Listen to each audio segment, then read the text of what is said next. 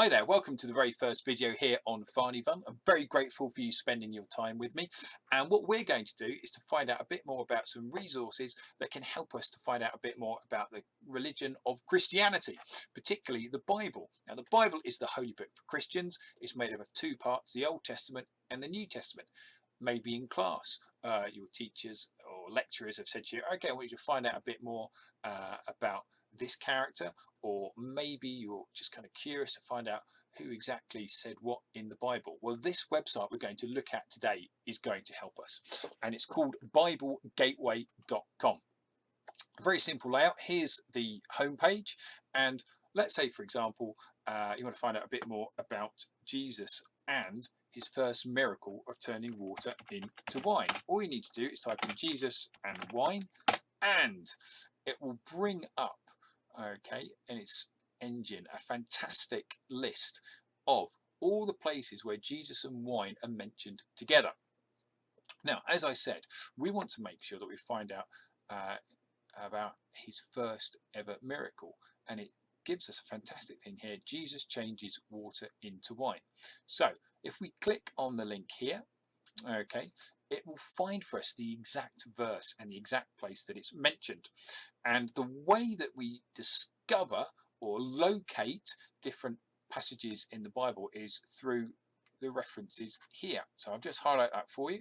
So the first bit is always the book of the Bible. In this case, it's John. The number, okay, is the chapter. And then there might be a little colon or a dot, and then a number after that, which is the verse.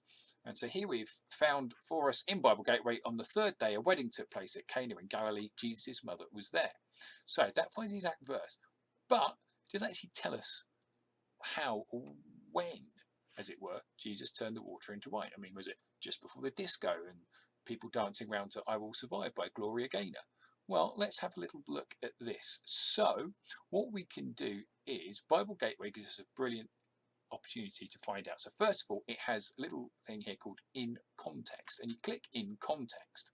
What it does is that it says, well, we need to understand the story in a bit more detail, and it gives us little verses before and after. And it says here, when the wine was gone, Jesus' mother said to him, they have no more wine. Now, Jewish custom at the time, if you were to run out of wine at a party, bad.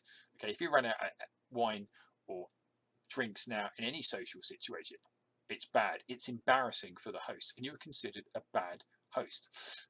And if we go back, what it can also do as well, if we want to find out more, we can click on the full chapter, and it gives us the full and complete story. Okay, so we go from that little micro view of Jesus turning water to wine right up into the big story. Okay, and that's really helpful to know. But there's some more things we can do with Bible Gateway. So let's say, for example, let's type in Jesus and Mary and Martha. Okay, and this will hopefully find a passage I'm particularly interested in. Oh, by the way, I forgot to mention as well, isn't it interesting how the very first recorded miracle in the Bible is Jesus turning water into wine? Okay, I find that really interesting. It's not raising someone from the dead, it's not healing someone, it's not controlling nature. It's basically at a huge social gathering. Okay, now Jesus was very much involved in going to the social outcasts of the time, people who were marginalised in society. So I just need to go back one.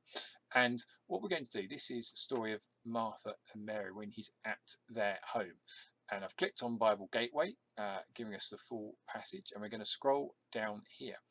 And it's a very simple story, but it's really interesting how Jesus was going around along with the disciples, and he went into the home, okay, of Martha and Mary. Martha was really busy running around doing household things, whatever she was doing, vacuuming, that kind of thing.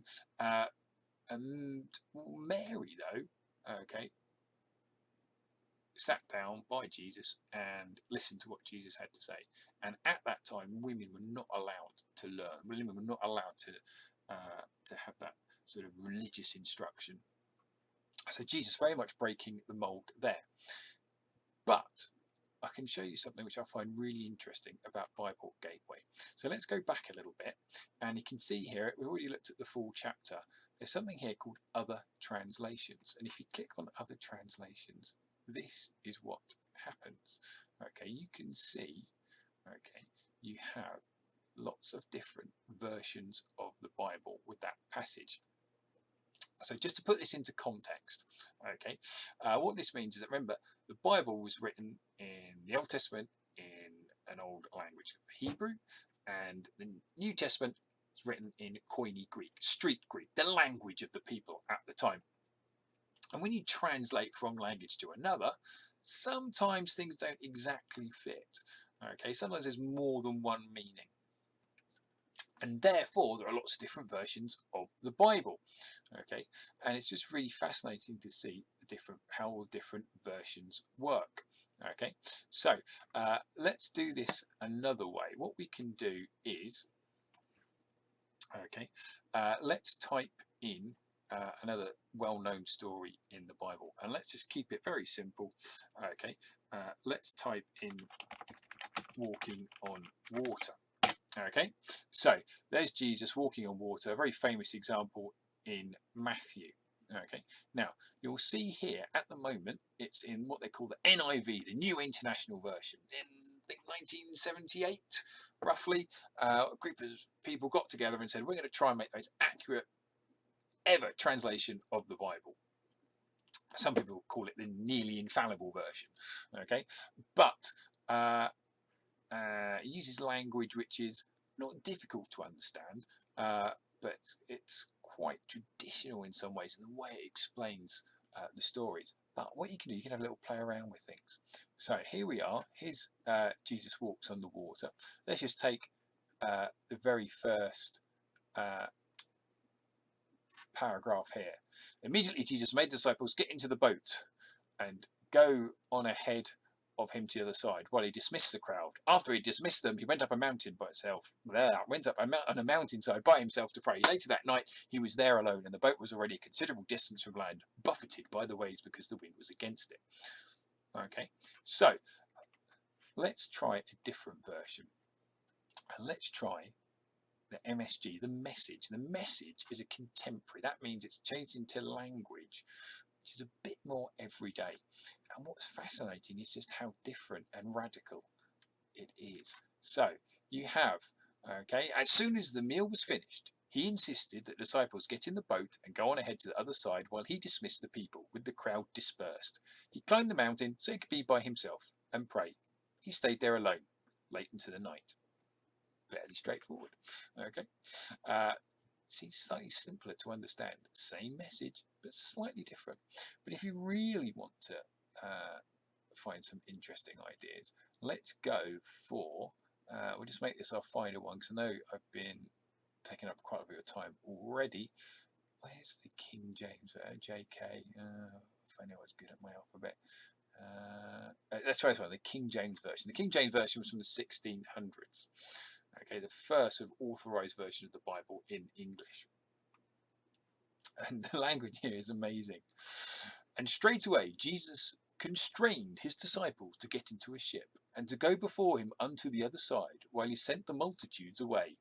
And when he had sent the multitudes away, he went up into a mountain apart to pray. And when the evening was come, he was there alone. So it's almost theatrical, the language, isn't it?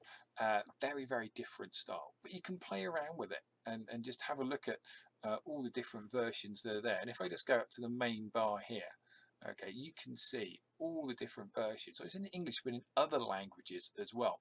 And this is great for literacy. It's also great for MFL, modern foreign languages. Okay, we've got the Icelandic Bible, we've got the Macedonian New Testament, we've got the Albanian Bible, an extraordinary range of Chinese translations as well too. So if you're thinking about studying the Bible and trying to find out some more about Christian ideas and traditions and thinkings, and you're not sure where to start, I would really recommend Bible Gateway for doing that. Thank you so much for your time. We'll be back very soon. I've been really hoping that this has come across okay. Can I apologise for the dodgy lighting as well? It's very, very difficult to get it right. Maybe that will improve. But until then, remember to class, which is to comment, like and subscribe. And please Enjoy your learning.